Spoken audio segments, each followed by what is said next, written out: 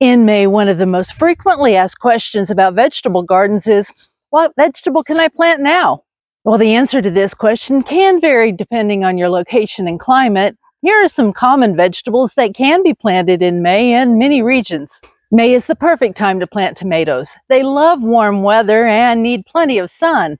Make sure you give them lots of room to grow and support them with stakes or cages, or cattle panels. Peppers also need warmth and plenty of sun to thrive. They can be started inside and transplanted as seedlings. Depending on where you live, because peppers really like the nights to be 55 degrees Fahrenheit or above, you need to watch the 10-day forecast to ensure you don't stunt your peppers by planting them too soon.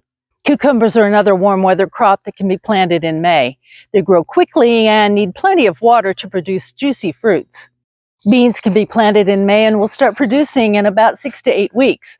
They are easy to grow and come in many varieties, including bush beans and pole beans.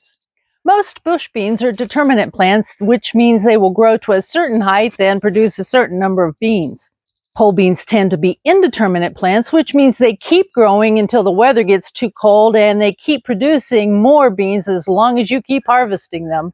Squash plants need plenty of space to grow and love warm weather. They can be planted from seed or transplanted as seedlings. It's important to check with your local gardening center or extension office for more specific advice on what to plant in your area during May. They can provide guidance on soil preparation, planting dates, and pest management strategies for your region. You can also go to almanac.com to find your predicted last frost date.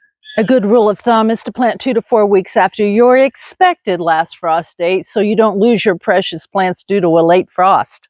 My expected last frost date was April the 12th, but we've had snow the first week of May in the past, so just to be safe, my plants won't go into the ground until the week after Mother's Day. Watch your weather report to make sure that your nighttime temperatures will stay above 50 for the next 10 days.